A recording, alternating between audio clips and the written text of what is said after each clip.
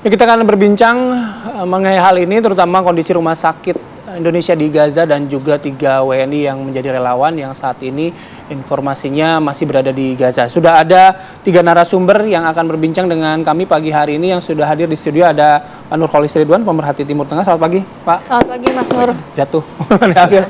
Yang kedua, bergabung bersama kami melalui sambungan online ada Ibu Siti Fadila Supari, ini Menteri Kesehatan periode 2004-2009. Selamat pagi, Bu Siti. Assalamualaikum. Assalamualaikum, Bu Siti. Waalaikumsalam warahmatullahi wabarakatuh. Oke, kemudian juga ada Pak Farid Thalib. Ini adalah Presidium Mercy. Selamat pagi. Assalamualaikum, Pak Farid. Assalamualaikum, Pak Farid. Selamat pagi. Baik. Pak Farid, kami pertama ingin bertanya terlebih dahulu, apakah Anda sudah mendapatkan informasi mengenai nasib 3 WNI yang menjadi relawan di sana hingga pagi hari ini? Ya, baik, terima kasih. Saya kemarin siang berkomunikasi tapi tidak langsung, pakai voice note. Mereka menyampaikan melalui Reza, suaranya disampaikan untuk kita semua yang ada di Jakarta, ya, Mercy, bahwa dia dalam keadaan baik dan selamat. Dia ada di basement bertiga bersama 1 orang relawan Mercy lokal. Kondisinya sehat-sehat saja, tapi memang ruang geraknya ya terbatas. Dia tidak bisa keluar, tidak bisa kemana-mana, hanya ada di dalam 1 ruangan, begitu. Ya, Pak Farid, mungkinkah juga diceritakan oleh 3 relawan tersebut bagaimana kondisi saat ini di Rumah Sakit Indonesia di Gaza? Komunikasi kami terbatas, jadi hanya 1 arah.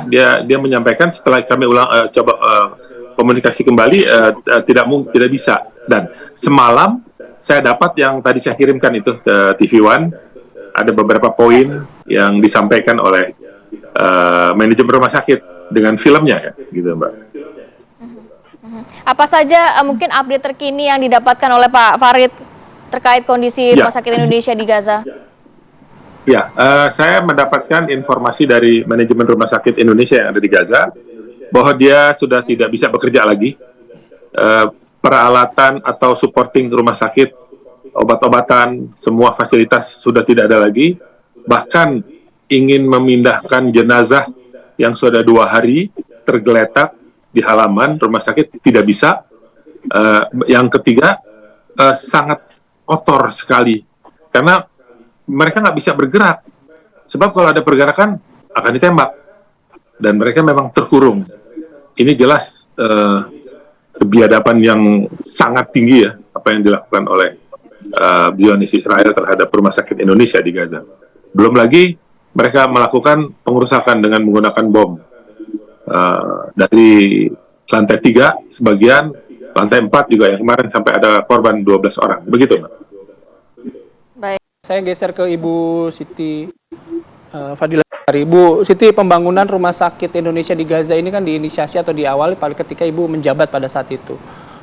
Pada saat itu bagaimana ceritanya kemudian akhirnya ada Rumah Sakit Indonesia di sana, dan selama dari pembangunan sampai saat ini sepengetahuan Bu Siti kondisinya bagaimana?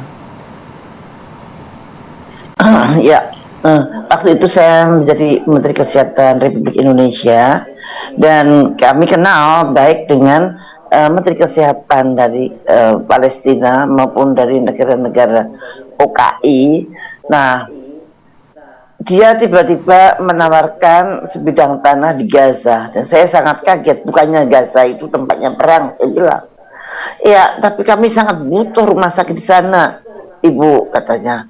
Nah, dalam hati saya, ya saya punya tanah, tapi siapa yang mau bangun di situ dalam hati saya.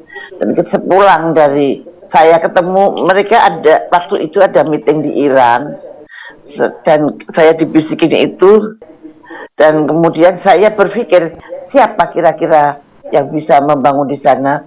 Yang terbayang di hati saya adalah Dr. Yose Rizal yang dari Mercy itu, yang saya kenal sangat militan.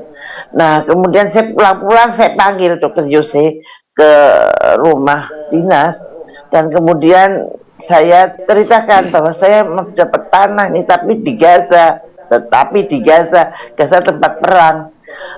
Saya kaget banget melihat reaksi Dr. Yose Rizal, sangat gembira dan sampai dia memukul-mukulkan tangannya. Ternyata dia itu sudah merintis dari beberapa bulan sebelumnya, pengen banget bikin rumah sakit di Gaza.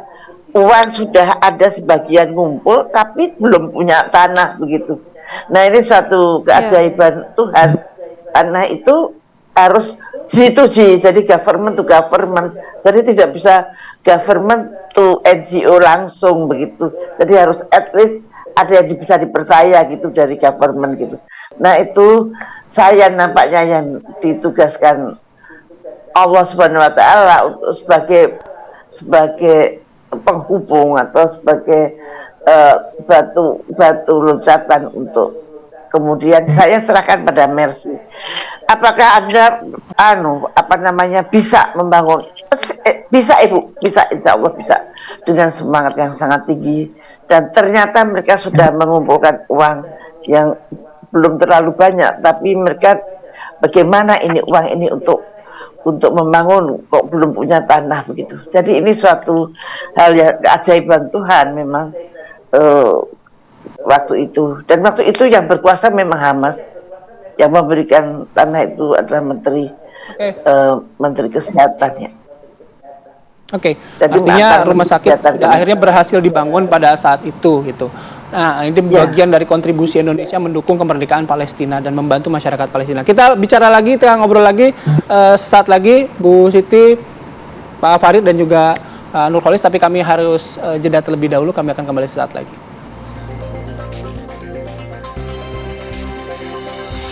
Baik, kita lanjutkan perbincangan sebelum ke Mas Nur dan juga Pak Farid. Saya mau ke Bu Siti lagi. Bu Siti, memang tidak mudah untuk kita membangun rumah sakit Indonesia di wilayah konflik, tepatnya di Gaza, Palestina. Tadi banyak keajaiban yang diceritakan oleh Bu Siti, dan juga ternyata yang ikut membantu membangun ini juga banyak mujahid dari Indonesia ya, guru, kemudian juga sarjana, dosen, banyak yang ikut mendaftar untuk mau dikirim ke sana, mau membangun rumah sakit Indonesia ya Bu ya. Ceritanya gimana saat itu? Ya, saya diceritain waktu itu, sering diceritain oleh almarhum Dr. Yose Rizal. Itu bagaimana itu Bu, dia cerita bahwa tukang batu itu ternyata banyak sekali yang mendaftar orang-orang yang sudah established begitu. Jadi ada yang dosen, ada yang dokter, ada yang, dan niatnya adalah jihad. Niatnya adalah di sana, kalau di sana ketembak ya sudah begitu ceritanya. Jadi ini suatu hal yang sangat luar biasa, dan saya salut dengan Pak Farid yang begitu sabar, dan saya kira kan harus dilatih dulu bagaimana jadi tukang batu katanya. Ada yang seorang insinyur yang sebetulnya sudah lama tidak bekerja sebagai bangunan gitu, dia harus berlatih dulu untuk menjadi tukang batu di sana. Jadi saya diceritain oleh Bapak Yaksawah yang bercerita tentang anak buahnya yang jemaah-jemaahnya yang mendaftar, dan di sana mereka tidak mendapatkan gaji yang sesuai dengan aturan. Kalau kerja di luar negeri kan mestinya dapat segini, tapi nanti barangkali itu bisa diceritakan oleh Pak Farid. Dan itu kita jadi shifting begitu, ada berapa orang ke sana, balik diganti lagi. Dan ini Mercy kerjasama dengan Pospen Al-Fatah yang di bawah pimpinan Pak Yaksawah. Oke, baik. Saya baik. Terima kasih Bu Siti. Saya ke Pak Nurholis. Pak Nurholis, tidak ada satu bangunan pun, tidak ada satu fasilitas pun yang luput dari serangan Israel. Sini sudah menegaskan bahwa invasi mereka saat ini memang benar-benar ingin membuat Gaza rata gitu ya dengan tanah. Tak ada lagi kah seruan-seruan yang disampaikan dari dunia internasional untuk menghentikan segera agresi Israel ini? Kita bisa highlight beberapa informasi terkini terkait dengan apa yang terjadi di Gaza. Yang pertama bahwa tentara Zionis Israel memfokuskan serangannya memang ke rumah sakit secara umum yang ada di utara Gaza, dan yang paling parah, paling rusak itu, paling hancur itu adalah rumah sakit Al-Shifa dan rumah sakit Indonesia. Dan baru saja ada sekitar 5 jam lalu Al Jazeera mempublish kondisi terkini di rumah sakit Indonesia yang ada di jalur Gaza. Memang tujuannya adalah ingin menjadikan rumah sakit ini sebagai semacam barak militer untuk menyasar para pejuang Palestina. Jadi ini justru mematahkan tuduhan mereka sendiri bahwa rumah sakit ini dijadikan sebagai kantong perlawanan pejuang Palestina. Itu yang pertama. Yang kedua, mengenai dengan ada upaya dari pihak yang dimediasi oleh Qatar agar terjadi pertukaran tawanan yang akan direncanakan atau direncanakan akan terjadi dalam waktu dekat ini memang menjadi keputusan yang sulit bagi pihak Zionis Israel, karena di tubuh pemerintah Israel sendiri ada yang memang garis keras. Semuanya garis keras, tapi antara garis keras banget dan garis keras yang garis keras banget ini menginginkan solusinya semuanya perang. Yang garis keras yang satu lagi ini hanya masih membuka peluang-peluang untuk dialog, untuk solusi politik. Dan yang terjadi saat ini adalah Netanyahu sendiri seperti dalam pernyataannya mengakui bahwa adalah pilihan berat baginya untuk kemudian mengambil keputusan untuk melakukan pertukaran tawanan. Yang jelas ada semacam kekhawatiran bahwa pertukaran tawanan ini kemudian akan dijadikan Israel untuk melakukan penyegaran pasukan, sehingga kemudian apa yang akan dilakukan itu akan bisa lebih brutal lagi. Dan itu sudah ditegaskan oleh Netanyahu bahwa selepas dari pertukaran tawanan ini, Israel akan melanjutkan serangannya dan bombardirnya di Gaza, khususnya di jalur Gaza bagian utara. Dan perlu disampaikan juga bahwa jumlah korban saat ini itu sudah mencapai 14.128 jiwa. Hampir 10.000 diantaranya adalah perempuan dan anak-anak. Dan bukan hanya itu, ada hampir 7.000, 6.800 itu masih belum ditemukan dan ada di di bawah puing-puing bangunan. Dan ada kesulitan bagi warga Palestina untuk melakukan evakuasi karena mereka tidak mempunyai peralatan untuk melakukan evakuasi. Jadi situasi ke depan masih belum ada tanda-tanda bahwa itu akan bisa situasi akan mereda. Dan gencatan senjata ini juga direncanakan tidak lama begitu.